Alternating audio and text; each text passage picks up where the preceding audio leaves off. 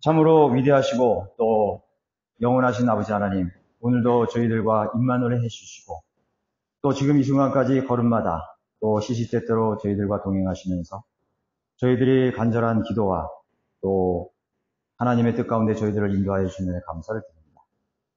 여러 가지 주님 앞에서 부끄럽고 또 육신적인 그런 모습이 많이 있습니다.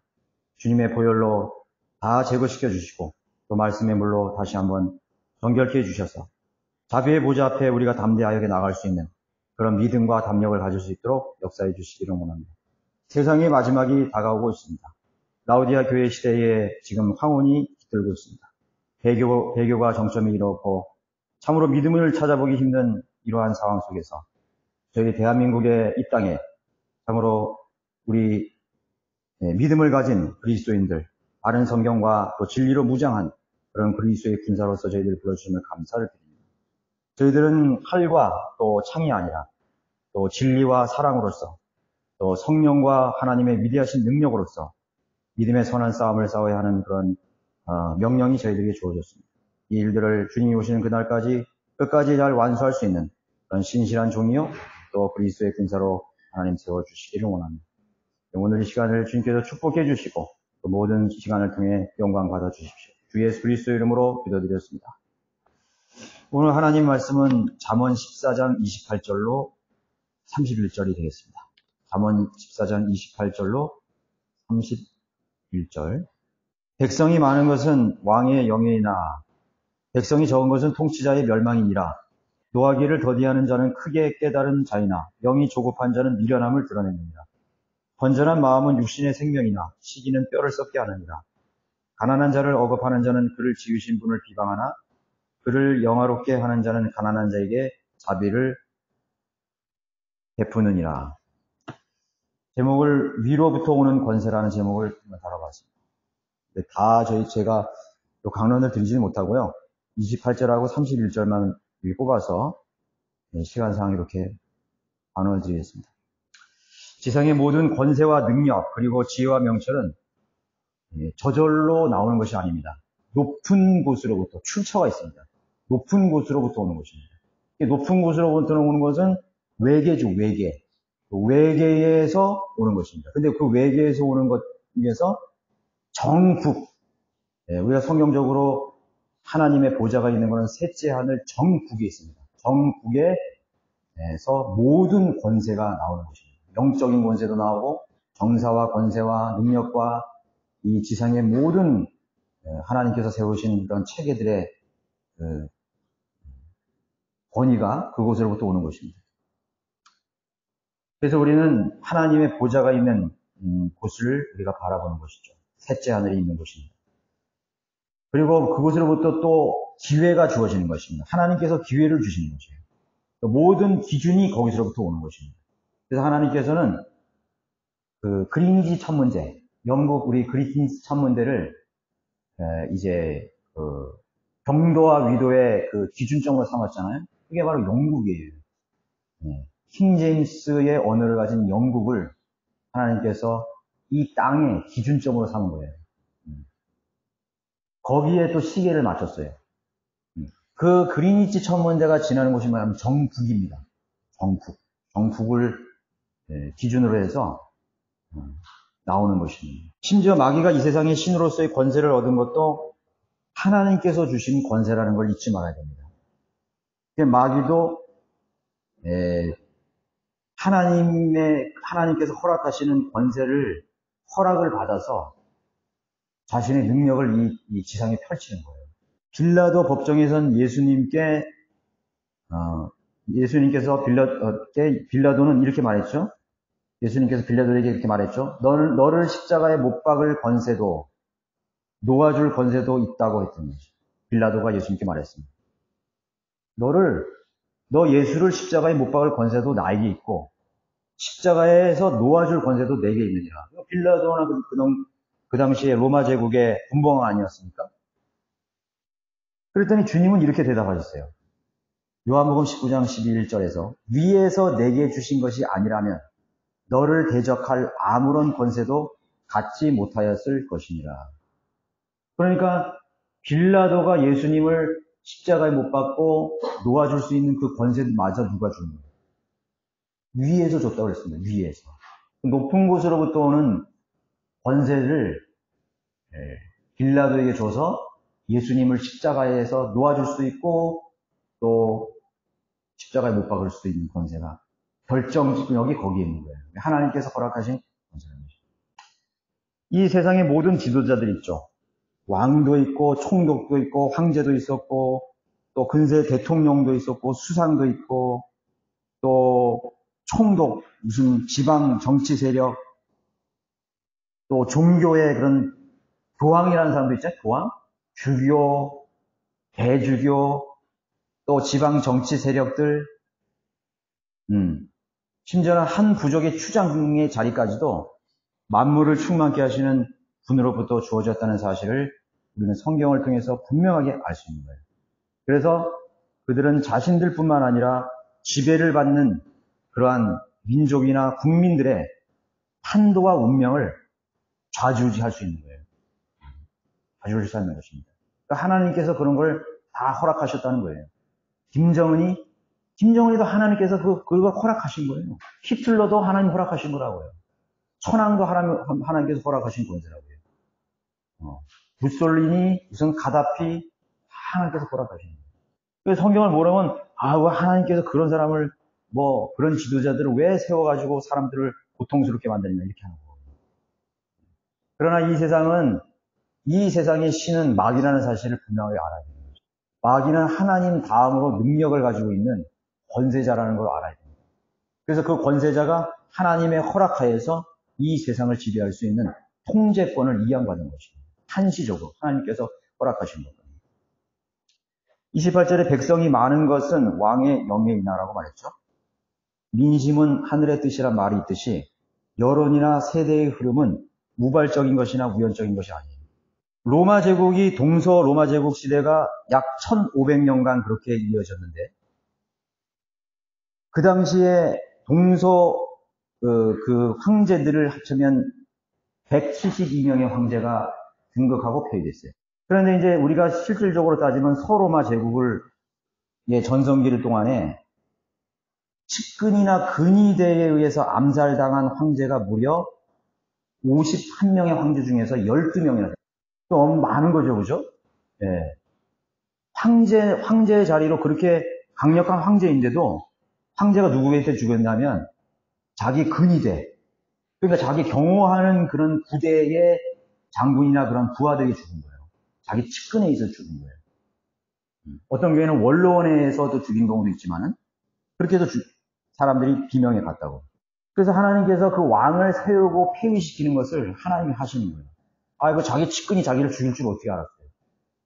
하나님께서는 그렇게 그 황제나 그 지도자의 정치적 생명을 끝내신다고. 그 하나님이 다 하시는 거예요, 그게. 참새 한 마리로도 하나님이 떨어지지 않으면 허락하시지 않으면 떨어질 수 없었다. 하물며 황제를 누가 폐위시키겠어요? 하나님이 하시는 거예요. 하나님이 허락하신 거라고. 근세에도 미국의 대통령 중에서 암살된 대통령들이 있죠? 제가 다 얘기할 필요는 없습니다. 한국의 우리 정치, 세계도 보세요. 한국도 측근에 의해서 살해당한 지도자들이 있다. 백성이 많다는 것은 왕을 존경하는 백성들을 말하는 것입니다. 그렇죠? 그래서 이 지도자들이 뭘 조사하는 거예요? 지지율을 조사했잖아요. 실질적으로 그 사람의 백성은 그 왕을 지지하는 그 사람들이 실질적으로 자기 백성이에요. 그러면 그 왕을 지지하지 않는 사람은 뭐냐? 죽이려고 하는 거지. 또 우리 정치도 보세요. 대통령을 반대하는 사람은 막 죽일 듯이 좋아하잖아요. 지금 전 문재인 대통령 거기다 사저에 가가지고 막 욕설하면서 그냥 밤낮으로 스피커 틀고 한다 그러잖아요. 그게 다 뭐예요? 사실 그런 사람들은, 우리 윤석열 대통령도 마찬가지고, 지지하지 않는 백성들은 백성이 아니야, 사실. 원수지. 없어져야 할 그런 대상이죠. 그러니까 자기 나라의 대통령을 이북의 김정은이보다도 더 못하는 사람으로 취급해버린다. 그게 자기 백성이에요? 백성이 아니라고요. 그 나라 백성이 아닌 거예요. 그러니까 지지율이라는 게 굉장히 중요한 거거든요. 뭐 지지율이 한 30% 된다, 뭐 50% 된다, 60% 된다. 이 굉장히 중요한 거죠. 그래서 그걸 알기 때문에 정계에서 지지율을 계속 조사하는 거예요. AD 54년에서 68년까지 네로 황제가 등극을 해서 통치를 했는데, 우리 그리스도인, 이게 성경이 쓰여지는 당시죠. 성경을 뭐라 그러냐면, 바울 사도는 왕을 존경하라 그랬어요. 근데 그 왕을 존경하라는 때의 왕이 바로 이 네로 황제예요. 여러분 납득이 가겠어요? 성경에서 성령님께서 네로 황제를 존경하라 그랬어요. 네로 황제는 시대의 폭군이었어요. 로마 제국 시간에 두 사람의 폭군들이 많았는데 그당 두 사람을 뽑는다면 17대 황제 콤모누스 황제하고 네로였어요. 네로하고 17대 콤모누스는, 이 콤모누스 같은 경우도 AD 161년에서 192년 쓰니까 초기 그리스도인들이 활동하던, 복음을 전하던 그런 시대에 강력한 박해를 갔던 그런 왕이었어요. 네로도 마찬가지예요. 그리고 이런 사람들은 과대망상증이 사로잡혔어요. 또 정신분열증. 그래서 결국은 뭐야? 마귀에 사로잡힌 자라. 마귀에 사로잡힌 그런 미치광이 폭군들이 그런 득세할 때 성경은 뭐라 그랬어요? 왕을 존경하라. 그래서 그리스도인들은요, 왕을 대항해서 무슨 군대를 일으켜서 뭐 그 사람들을 살해하고 뭐 암살하고 그럴 계획 안 했어요. 그런 거 안 했어요. 박해를 받아서 숨겨서 죽을지언정 그렇게 항변 안 했어요. 그러니까 성경에서는 네로 황제 같은 그런 시대의 폭군 같은 황제라도 하나님께서 세우신 권위자라는 것을 여기서 보여주는 거예요. 그래, 제가 지난 시간에도 얘기했잖아요. 우리가 하나님의 말씀을 최종 권위로 삼는 사람이기 때문에 하나님의 뜻에서 위배되는 것들에 대해서 그런 황제들이 명령을 하면 그걸 지킬 수 없는 거예요. 그러니까 순종한 거예요. 법대로 하라 그러는데, 법대로 하니까 죽는 거죠. 왜냐하면 로마 시대에는 뭐예요? 그 황제가 지문 곧 신이라, 국가다 이래가지고 그 가이사 시저만 주라고 불렀단 말이에요. 신처럼 숨어. 근데 다른 존재를 신이라고 섬기는 그리스도인을 가만 놔두겠어요? 안 놔두죠. 법대로 죽어간 거예요. 로마 법에 의해서 죽어간 거죠. 사자굴에도 들어가고 콜로세움에도 들어가서 뭐 화형도 당하고 노예로 끌려가기도 하고 그렇게 해서 믿음을 지켰다고. 그리고 왕을 세우고 폐후시키는 것은 교회가 할 일이 아니에요. 그리스도인이 할 일이 아니라고. 그거 누가 하느냐? 세상이 할 일이에요. 하나님께서는 세상의 사람들을 통해서 네로 황제는 사실은 자살했다 그러잖아요. 코모두스는 측근 근위대에 의해서 암살당했고 칼에 찔려 죽었고. 그것을 그렇게 하나님의 방법으로 하는 거예요. 그게 하나님의 방법이에요. 기도로 하는 거예요. 기도로. 그러니까 하나님의 방법이라는 건 칼과 총이 아니라 폭력이 아니라 기도로 하는 거예요. 그럼 하나님께서 그 기도의 응답으로 하나님께서 이 세상의 정세를 바꾸시는 거예요. 우리 크리스찬의 기도를 바꾸시는 거예요. 얼마나 하나님 앞에 간절히 기도했겠어요. 백성이나 피지배층이 어리석더라도 지도자가 현명하고 지혜로우면요, 그 우매한 지배계층, 그 백성들을 계몽할 수 있다고요. 대도할 수가 있어요. 또 의롭게 그렇게 다스릴 수, 통치할 수가 있는 것입니다. 위로부터 주어지는 권력이나 부호, 자신의 우월한 위치는 다수의 운명을 좌우할 수 있는 책임이 주어지는 자리임을 기억해야 되는 것입니다. 그런데 사실은 그걸 알 수 있는 사람이 없잖아요. 알 수 있는 사람이 없다고요. 자기 자리가 하나님이 허락해서 주어진 그런 권세고 또 권력이고 부고 능력이라는 것을, 영향력이 있다는 것을 자기 스스로 그것을 성경을 통해서 깨우치면은 그 사람은 의로운 통치자가 될 수 있는 거예요. 하나님의 방법으로 통치할 수 있는 거죠. 네. 여러분, 역대기상이나 역대기하를 보세요. 신정 통치 국가인 이스라엘 유대인들도 하나님의 말씀을 경청하지 않았을 때는 지 멋대로 통치하잖아요. 악한 왕이 되어버렸잖아요. 악한 왕이 어떻게 하나님 처리하셨어요? 하나님 방법으로 다 처리하셨네요. 선하고 의로운 자기의 자리가 하나님께서 허락하신 자리라는 것을 겸손하게 깨우쳐서 통치한 사람은 별로 없어요. 하물며 이방의 그런 민족이나 제국들의 황제들이 그걸 알겠어요? 제대로 모르지. 교만에서 날뛰고 하늘 높은지를 모르는 거죠. 독재자도 생기는 것이고 폭군도 생길 수 있는 것이고 그냥 국민들을 그냥 하나의 놀이개거리로 자기 권력을 위한 그런 수단으로 생각해버리는 거예요. 정치인들이 권력을 위한 수단으로 생각해버리는 거예요. 근데 이제 로마 제국 같은 경우도 다른 제국도 마찬가지지만은 선한 왕들이 있었어요. 전성기를 하나님께서 주신 거예요. 로마 제국의 전성기 주신 거라고. 어느 나라든 그렇고. 대부분 그러나 사탄의 그런 부추김으로 인해서 마귀적인 방법으로 세상을 통치했죠. 그러나 그 자리가 얼마나 책임 있는 자리라는 것을 분명히 알아야 되는 거지. 그리고 그것이 얼마나 그 자리가 두려운 자리라는 것을 분명히 알아야 되는 거예요. 성경을 읽고 하나님과 교제하는 그런 통치자 있었다고요. 엘리자베스, 그 다음에 74년 동안 해가 지지 않는 대영 제국을 이룬 빅토리아 여왕 같은 경우 하나님을 두려워했던 여왕이라고. 그래서 영국 애국가도 God Save the Queen 아니에요? 하나님이여, 주여, 우리 여왕을 보호해 주소서, 구해 주소서. 그거 아니에요? 지금도 그래서 그 나라 사람들은 배교 안 나라도 그 애국가를 불러요, 그 사람들은. 그리고 킹 제임스 왕 같은 사람들을 등극시켜가지고 하나님의 말씀을 사랑하는 왕을 통해가지고 하나님께서 이 전 세계의 언어인 영어로 하나님의 바른 말씀을 번역하게 했다는 거예요. 그런 왕들이 있었잖아요. 그럼 하나님께서 그 사람들의 그 자리를 책임 있게 자기 자리를 지키는 그런 국가에게는 하나님의 공짜가 없어요.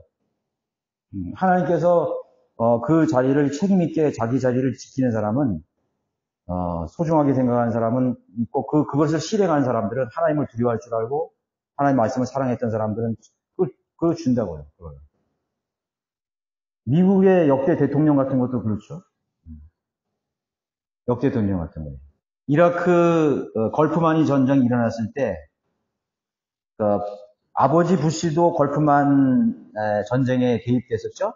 그 다음에 그 아들도 이라크 전 개입됐죠. 조지 부시 같은 경우도 그런 말을 했다고요.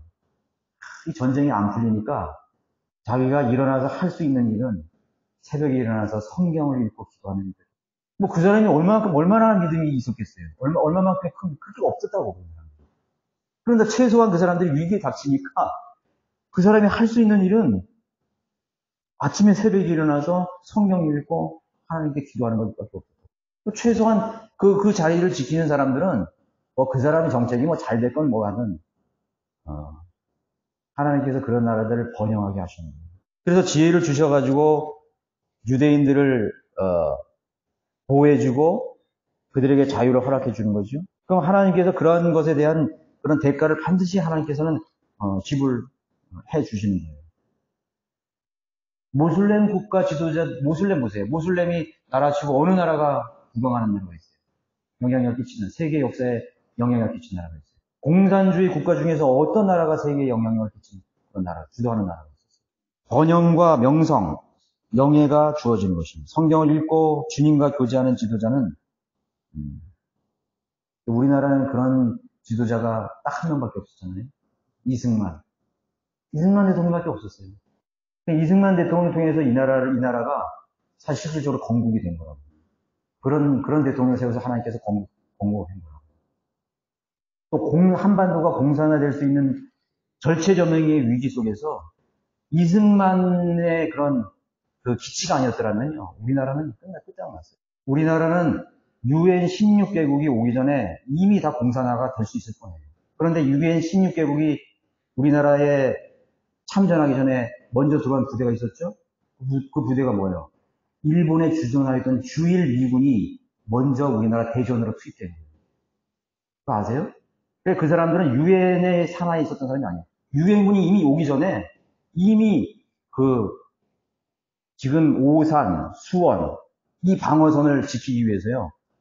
수도 서울이 함락됐을 때 스미스 부대, 긴 소장이 이끄는 여단급 대대가 우리나라에 참전한 거예요.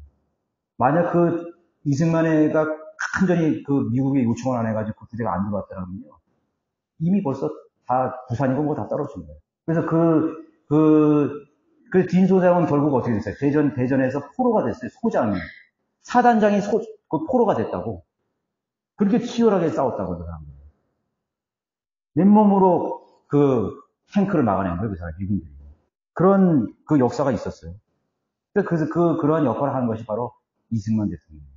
자, 그 이후로 정말 하나님을 두려워하고 기도하는 그런 지도자가 없다는 게 참 우리는 애석하지만은 그래도 이 나라에 하나님께서 바른 성경과 또 바른 영적인 지도자들을 우리가 허락해 주신 것은 너무나 감사합니다. 대교한 기독교. 지금 우리나라의 기독교가 우리나라 한국에 끼친 영향이 뭐예요? 세상에 우리나라 대한민국 사람들이 교회를 뭐라 그러는지 알아요? 개독교라고 그러잖아요, 개독교. 그러니까 우리나라의 그 주도적인 역할을 하는 큰 대형교회 목사들이 전부 다 범죄잖아요. 그 중에서 한 사람도 무슨 추적 60분이나 이런 시사 그런 고발 프로그램이 안 나온 사람이 없어. 조용기서부터 시작해서 김사만이 무슨 김기동 또 무슨 충영교회 또 누구죠? 이름을 댈 수가 없어요. 거의 대형교회 목사들이 전부 다 부도덕한 범죄자로 낙인 찍힌 사람들이에요. 망한 거예요, 전부 다. 다 망해버린 거예요. 기독교는 다 망해버린 거예요. 영적으로 망하면 어떻게 되는 거예요? 하나님께서 이 나라의 안녕을 보장해 주지 못하는 거예요. 그랬을 때 하나님께서 우리나라에게 바른 말씀 주신 거예요. 성경대로 믿는 그리스도인을 하나님께서 여기 심어주신 거예요. 기적 같은 일이에요. 그리고 이 기독교와 또 현대 세상이 이렇게 더 많이 부패해졌음에도 불구하고 하나님께서 그 심판을 유예시키는 거라고요. 네. 소돔과 고모라가 왜 망했죠? 의인 10명이 없어서 망했잖아요. 그러니까 우리나라에 의인이 있다는 거, 바른 믿음을 가지고 하나님을 두려워할 줄 아는 의인이 있다는 것은 그 나라의 대단한 축복이라는 걸 알아야 돼요. 네. 그러니까 세상은 그걸 모르잖아요? 세상은 그걸 모른다고요. 31절에 가난한 자를 억압하는 자는 그를 지으신 분을 비방하나 그를 영화롭게 하는 자는 가난한 자에게 자비를 베푼이라고 했습니다. 여러분, 두 집안이 만약 원수관계가 이렇게 된다면, 두 사람 사이에 어떤 원수관계가 된다면 그 상대방에 속해 있는 모든 것을 다 증오하게 돼 있습니다. 그러니까 그 부모들끼리 아주 원수 같은 관계 되면 그 자식들도 꼴 보기 싫어. 꼴 보기 싫다고요. 아이, 그러면 시들이구나. 그런 식으로 이게 원수가 지건다. 그 집안에 속한 종도 싫어하고 식솔들까지 후대 그 씨까지 전부 다 증오의 대상이 되는 것입니다. 하나님을 대적하고 죄를 짓는 유형도 여러 가지가 있죠. 하나님을 대적한, 직접적으로 하나님 비방하고 하나님 대적한 것만이 하나님을 대적한다. 오늘 여기 있잖아요. 가난한 자를 억압하는 자는 그를 지으신 분을 비방하는 거. 간접적으로 하나님을 미워하는 행위들이 얼마나 많이 자행되고 있는 거예요. 하나님을 모독하는 행위들이 얼마나 많이 자행되고 있는 거예요. 아니, 가난한 자를 비방하는 자는 뭐예요? 그 사람에게 생명을 주신 하나님을 비방하는 거라고 했잖아요. 똑같은 것으로 여긴다 그랬잖아요. 이건 비유가 아니에요. 이거 진짜 실질적인 거예요. 이거는 실질적인 거라고. 성경을 비난하는 일, 하나님의 얼굴에 배설물을 끼얹는 악한 죄악이라는 걸 알아요. 성경을 비난하는 거죠. 저도 참 죽었어도 진작에 죽었을 사람이에요. 성경 얼마나 비방하는지. 응? 내 머리로 이해가 안 간다고, 내 머리로 이해 안 되는 게 한두 가지야? 그런데 꼭 성경을 가지고 그냥 꼭 집어서 얘기하는 거야. 이 사람이 철학책도 이해가 안 가는 거 많잖아요. 왜 그런 걸 비난 안 해? 꼭 성경을 가지고 비난한다고, 사람들이. 응? 여러분, 이 세상에 철학책 가지고 비난하는 사람 봤어요? 존 듀이의 사회 철학에 대해서 비방하는 거 봤습니까? 무슨 플라톤의 이데아 사상에 대해서 비난하는 사람 봤어요? 난 비난하는 사람 한 번도 못 봤어. 어디가 있긴 있겠지만은, 그냥 지금까지 한 번도 못 봤어요. 도서관에서는 못 보고 한 번도 못 봤어요. 소크라테스의 무슨 사상, 무슨 정반합 사상, 그런 것에 대해서 비방하는 건 한 번도 없어요. 모노경제에 대해서 비방하는 책 한 번도 못 보고, 삼강오륜에 대해서 비방하는 거 한 번도 못 보고, 불경에 대해서 비방하는 거 한 번도 못 보고, 코란에 대해서 비방하는 거 한 번도 못 봤어요. 비방하는 거 딱 하나겠지. 성경은 그런 것들을 비방하지. 그런 것들을 책망하는 거죠. 그걸 배설물처럼 그걸 여긴다 그랬으니까. 그런데 이 사람들은 성경을 굉장히 아주 예민하게 비방한다고요? 왜 그래요? 성경 자체가 인격이기 때문에, 신격이 들어있기 때문에. 그러니까 하나님의 진노를 건드리는 거죠.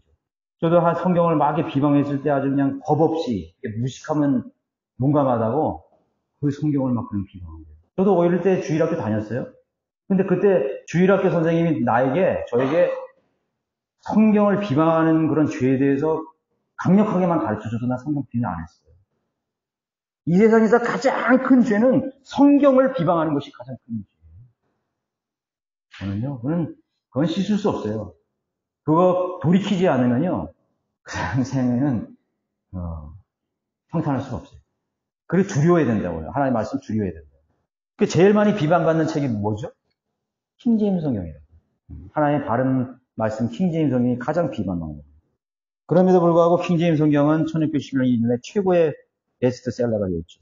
가장 많은 사람들이 익힌 거예요. 인간의 생애의 모든 관계는 알고 보면은 결국 창조의 주님, 생명의 주님이신 분과 다 연관이 되어 있는 거예요. 우리 인간관계의 이런 자체들도 다 하나님과의 관계 속에서 일어나는 거예요. 그 사람에게 하나님 생명을 주신 분은 하나님이기 때문에 다 연관이 되어 있는 거예요. 그래서 성경은 그러죠. 과부와 고아들을 잘 돌보라. 이방인을 다 돌보라. 유대인들이 그랬다고. 유대인들이 사실 이방인들을 개처럼 생각했잖아요. 이방인들 막 이렇게 생각했다고. 그러나 주님 율법에 보면은 오히려 이방인들을, 과부와 이방인들을 잘 대고 나그네, 너희들도 나그네가 되었지 않느냐. 너희들도 옛날에 종살이를 했지 않느냐, 이집트에서. 그렇게 하면서 하나님께서 유대인들의 그런 율법에 명시되어 있고 또 신약에서도 연관이 되어 있는 거예요. 모든 분쟁, 싸움 또는 전쟁은 왜 일어나는 거예요? 생각이 다르기 때문에. 의견이 다르죠? 의견이 다른 거예요. 생각이 다르기 때문에 싸움이 일어나는 거고. 말 같은 논쟁.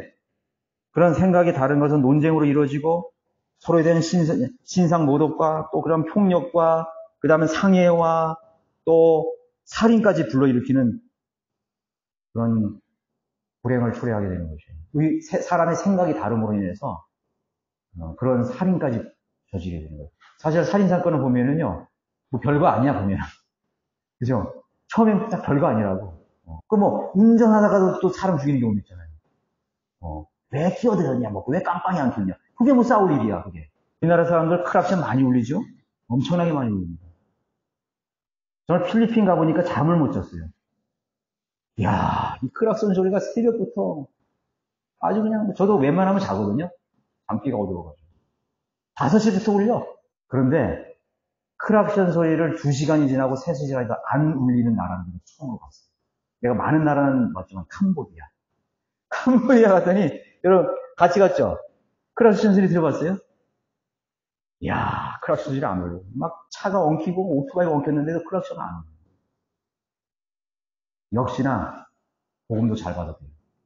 그 나라가 큰 역사의 비극을 겪어서 그런지 몰라도 사람들이 이렇게 좀 뭐랄까 좀 우울한 것도 있으면서도요 차분하다 그러나 남을 막 이렇게 속이려고 그러진 않고 물론 이제 문명이 들어가고 그러면 이제 또 바뀌겠죠. 베트남 사람하고 또 달라요. 크락션실은 못 들어갔어요. 그런 건 뭐래요? 사람들이 그러한 어떤 조그만 일에 사소한 일에 사람들이 흥분을 하고 또 싸움을 하는 것입니다. 가난한 자에 대한 편견은 곧 하나님을 비방하는 죄라고 분명히 말했습니다. 성경에서 사실 가난한 자에 대한 거를 우리가 예수님께서 그 염소의 민족과 양의 민족을 비유해서 헐벗고 가난한 자를 너희들이 더 잘 돌아보고 감옥에 갇힌 자를 잘 돌아본다. 그런데 양의 자리, 양의 편에 서 그랬잖아요. 그게 뭐예요? 그 가난한 자와 헐벗은 자와 갇힌 자가 뭐예요? 유대인들이에요. 가장 작은 자. 유대인들을 그렇게 비유를 했다고 해요. 유대인들이 사실은 굉장히 가난했거든요. 2000년 동안 그 유대인들이 할 수 있는 것은 그냥 그 유대인들에게 허락될 수 있는 일이 없었어요. 군인도 안 되지, 공무원도 안 되죠. 또 장사도 하지 못하겠죠. 그 다음에 결혼도 못하겠죠. 또 이런 그런 그 나라 국민들이 사는 지역에 살지도 못했죠. 폴란드 같은 경우는 게토 같은 걸 만들어가지고 완전 비참한 그런 사무소. 그러니까 이 사람들이 할 수 있는 것은 무슨 전당포, 그 다음에 노예, 종, 이런 것만 했다고요. 이런 것만 했어요. 자기네들 이렇게 살면서 헐벗고 막 이렇게 살았다고요. 막 집시처럼 막 이렇게 막 돌아다녔다고. 그 집시 민족이라는 게 있잖아요. 집시 민족이 대부분 유대인들이 많았어요. 유랑하면서 막 또 음악 이렇게 해가지고 막 돈 이렇게 막 이렇게 지금은 뭐 버스킹이라 가지고 멋있게 막 하면 돈 주죠.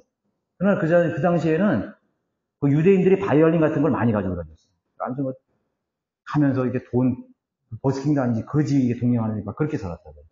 천대끼고 살았다고. 그 사람이 사람이 헐벗고 가난한 민족입니다. 그 민족에게 대한 그런 대우를 통해서 하나님께서 복도 주시고 또 하나님 심판도 내리시는 거예요. 아브라함의 후손들 아니에요? 그러니까 사실은 여기는 실질적으로 교리적으로는 가난한 자를 얻어가자는 그를 지으신 분, 이스라엘 백성들을 언급하는 그런 부분이라고. 그렇지만 지금은 사실은 유대인들은 이제 일어났잖아요. 예, 무화과나 잎이 막 무성해져가지고 유대인들이 그 기적같이 일어나가지고 국가도 만들고요, 석학도 나오고 또 경제, 의학, 무슨 정치 모든 분야에 있어서 그런 앞서가는 그런 민족으로 이렇게 나왔잖아요. 그러나 이스라엘에 대한 심판은 한 번 또 남아있다고요. 대환란 때 남아있어요. 대환란 때는 유대인들이 또 다시 가난해집니다. 다 박탈당해요. 과거에 이방의 제국들이 유대인들을 다 그냥 박탈한 것처럼 적그리스도의 왕국에서도 역시 마찬가지로 박탈하는 거예요. 근데 적그리스도 왕국이라는 것은 로마 제국의 부활이에요. 로마 제국의 부활. 로마 제국의 부활을 말하는 거예요. 로마 제국이 이게 다니엘의 상 보면은 발이 있잖아요. 다리가 있잖아요. 그럼 동로마 서로마로 갈라지는 거예요. 이 로마 제국이 동로마로 갈라지는 거예요. 발이 있잖아요. 그 다음에 발이 10개국으로 갈라지는 거예요. 비잔틴 제국 계열의 5국가가 나타나고 서울로마 제국 계열의 5개의 국가가 나타나는 거예요. 그래서 로마 제국이라 그러면 옛날의 영토를 보면은요, 이베리아 반도, 지금 스페인하고 포르투갈에서부터요, 북아프리카, 그 다음서부터 시리아, 그 다음에 또 저기 페르시아만까지 로마 영토가 가장 정성기 때 로마 영토가 영국, 스칸디나 반도까지 그게 로마 제국 영토였어요. 그게 부활을 합니다. 그러니까 그게 동로마, 소로마를 다 아우르는 거 아니에요? 예. 그렇게 해서 마지막 왕국이 이제 등장을 하게 되는 것이죠.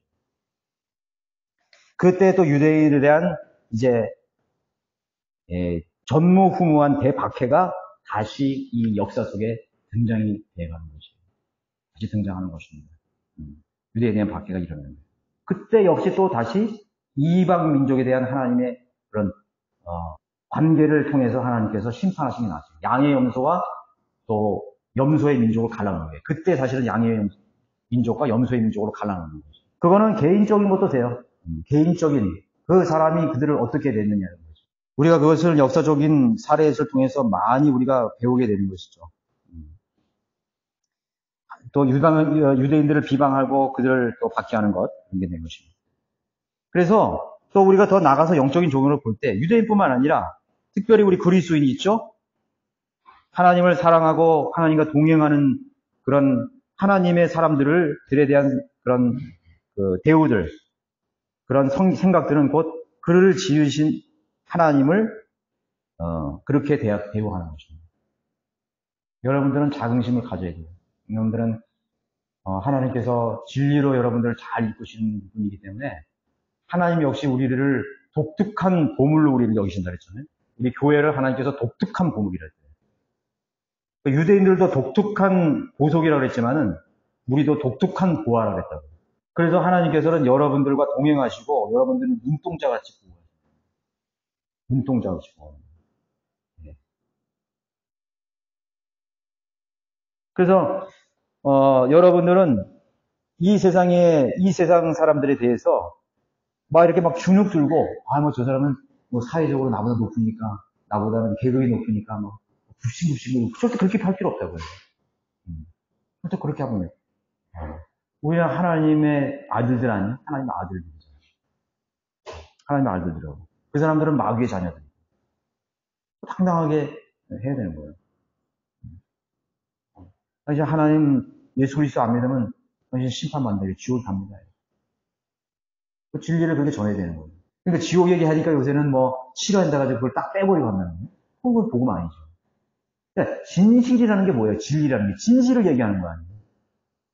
아니, 의사에게 진단을 바로 받으러 갔는데 그 이제 뭐 환자가 이러는 거예요. 아유, 의사 선생님 빨리 좀 진단 좀 내려주세요. 다음 주에 제가 지금 가족들하고 지금 여름 휴가 계획도 있고요. 파티가 지금 친구들하고 계획이 돼 있어요. 진단을 해보니까 이 사람이 암 말기 환자예요. 지금 빨리 조치를 취하고 입원하지 않으면 수술하면 큰일 나요. 근데 이 의사가 생각하기를 이 사람한테 이 진실을 말하면은 이 사람이 계획했던 여름 휴가도 다 망치고 파티도 망치고 우울하게 되겠구나. 그래서 얘기를 안 해버리는 거예요. 괜찮습니다. 네, 괜찮아요. 그래서 괜찮을 것 같습니다. 휴가 끝나고 와서 또 한번 또 보지. 이래버렸다고 생각해보세요. 그 의사는 뭐예요? 직무를 유지하는 의사예요. 거짓말하는 의사예요. 그래서 생명에 관한 부분이기 때문에요. 지옥이가? 자기가 암에 걸렸다는 걸 당연히 그 사람은 기분 나빠하겠죠. 우울하고 슬프겠죠. 다 망쳤구나. 그게 문제 지금? 빨리 지금 수술해야 되고 조치를 취해야 되는 거 아니에요, 지금? 그 기회를 놓쳐버리게 만드는 거예요. 얼마나 큰 죄를 짓는 거예요. 그리고 그 사람이 나중에 죽을 병에 걸려가지고 파티도 다 했는데 완전히 들것에 실려왔어요. 그 의사 보고 뭐라 그랬어요? 욕하겠죠. 응? 당신이 도대체 누구냐고, 뭐 하는 사람이냐고, 의사 맞냐고 말이에요. 진실을 말해줘가지고 내가 치료받을 시기를 놓쳐버리지 않는다. 그럼 어떻게 하소연하겠어요? 당신 죽으면 지옥 갑니다. 오늘 죽을지 내일 죽을지 교통사고로 죽을지 아무도 모르는 거예요. 그거 어떻게 알겠어요? 근데 사람들은 그 사람 기분 남칠까봐 진리를 얘기 안 해요. 분명히 돌려가지고 얘기하고, 좋게 꾸며가지고 얘기하고. 그래서 지금 이 복음이라는 게 다 이게 미화돼서 포장이 돼 있어. 아주 그냥, 당신을 위해서 아주 뭐, 조금 놀라운 하나의 계획이 있습니다. 당신을 원래 사랑합니다. 그런 식으로 막 하면서 말이죠. 지옥 싹 빼버리고. 그럼 그 사람 뭐 있어요? 나는 뭐 하나님 사랑 필요 없어. 나는 많은 사람이 나를 사랑해 주니까. 난 필요 없어. 난 나대로 계획이 있어. 그렇게 할 거 아니에요. 그렇죠? 그러니까 우리 그리스도인들은, 성령 믿는 그리스도인들은 진리를 말해줘야 되는 거예요. 진실을. 그게 중요한 거죠. 그래서 우리는 하나님과 동행하는 그런 사람으로서 하나님이 우리와 동행하시고 함께 하신다 이거죠. 그래서 하나님과 함께하고 하나님을 사랑하는 사람들, 예수 그리스도를 그 사람들을 모독하고 박해하는 것은 주님을 모독하고 박해하는 것과 똑같습니다. 요한일서 2장 11절에도 자기 형제를 미워하는 자는 어둠 가운데 있고 그의 눈을 멀게 하였음이라고 분명하게